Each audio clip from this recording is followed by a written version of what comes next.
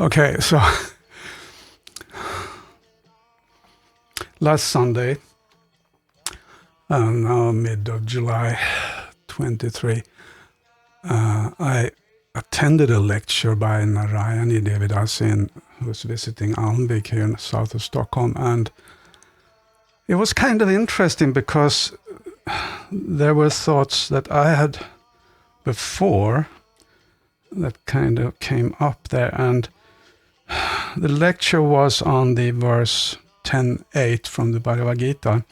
Aham savasya prabhavo mata sarvam pravartate iti matva bhajanti mam buddha bhava samamvita. I am the source of all spiritual and material worlds. Everything emanates from me. The wise who perfectly know this engage in my devotional service and worship me with all their hearts. And she spoke about how, well, when we do that, then we develop love for Krishna and everything is happy and fine. And then the verse from Nectar of Instruction came up for some reason, and it is about devotees having loving relationship with each other.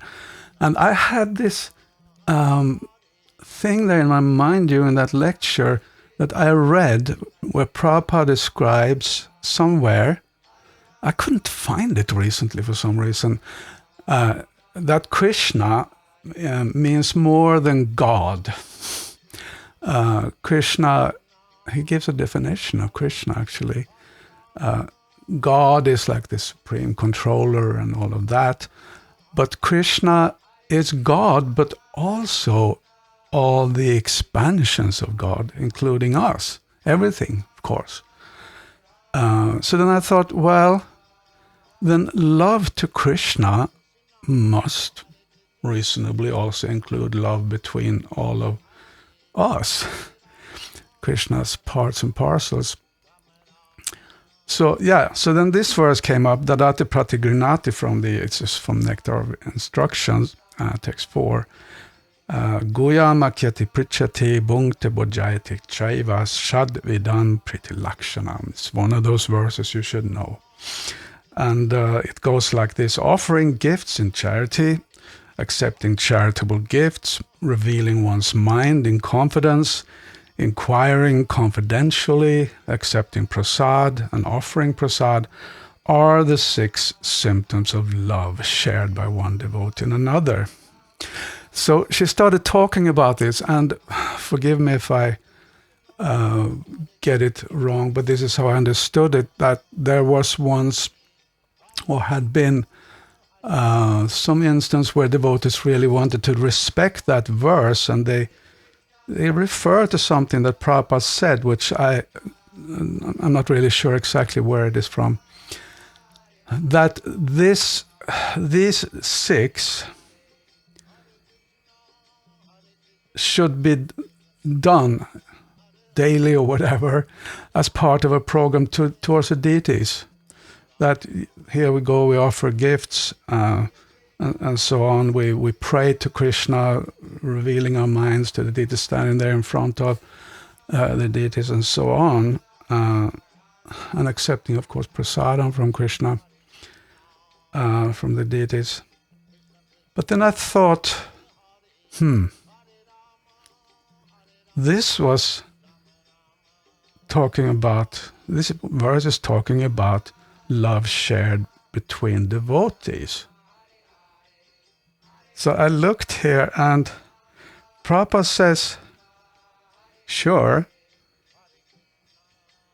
it's about loving dealings between devotees. And he says, even in ordinary social activities, these 6 types of dealings between 2 loving friends are absolutely necessary. And even, for instance, when one businessman wishes to contact another businessman, he arranges a feast in a hotel, and over the feast openly expresses what he wishes to do.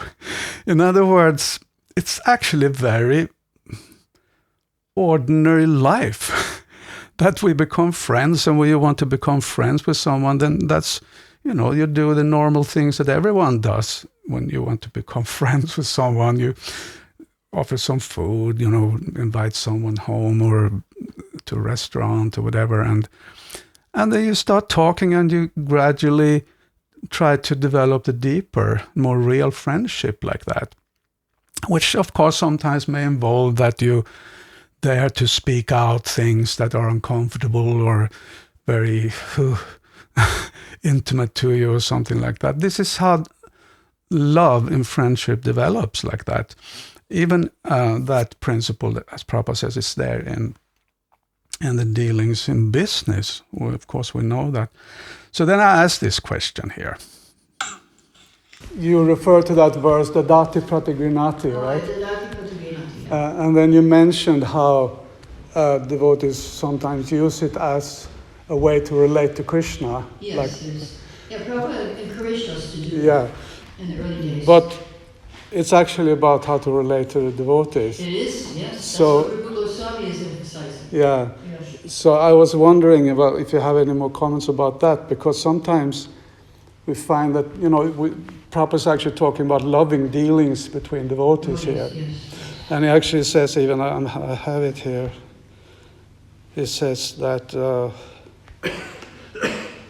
this is so important that it's even, I can't find it, but even among people in general, it's so essential a part of the love between people like that. Yes, that they But sometimes it seems, we as devotees, we kind of focus on Krishna, but not the devotees, and the relationships are a little, superficial or whatever. Yeah. What's your comment about So that? the problem is if we are worshipping Krishna, but at the same time we neglect the devotees. So that's a symptom of being on the Kanishta Adhikari level, or the beginning stage. So it's a little hard to hear, but she's basically explaining there how this is a symptom of Kanishta, that you love Krishna, but you don't care about the devotees.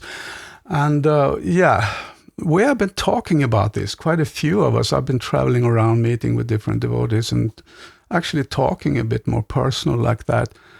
And what we always end up talking about is how strange it is that sometimes devotees even, and religious people in general, strangely enough, who talk about love. The Christians, they have this love message of Jesus Christ, and, Gaudiya Vaishnava devotees talk about bhakti, which means love, right? That you might love God, but then treat other devotees even, our own children, our spouses, our friends, bad, actually. Let's face it, honestly, that's been going on, and I think that this is one of the biggest problems.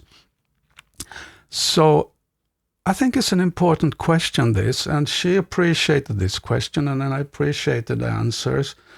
And I wanted to maybe get more into it, but I didn't want to take over the lecture. But some of us, we were talking the other day that, it's so nice to sit and talk like this, like friends in someone's kitchen or home, and just eat something and talk. And it feels a bit like it felt before we became devotees. In the 70s, especially, I think, in the 60s. Those of us who were young then, we had this kind of pride in getting real, superficiality is not for me. That's a Murari band sang. Let's get real. Let's actually learn to be deep friends, good friends, and we need to talk about it, and we need to deal it out, maybe if something is there in between us. And in that way, actual friendship developed. And sometimes when we became devotees, at least that's how I experienced it, and those I spoke to, we started acting more as some kind of,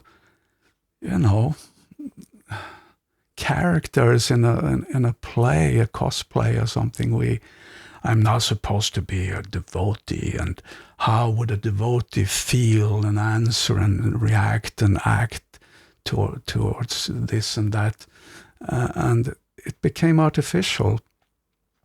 I don't know if you are with me here and agree with me or not. I really just want to start a discussion about it, because I think it's a pretty important discussion, right?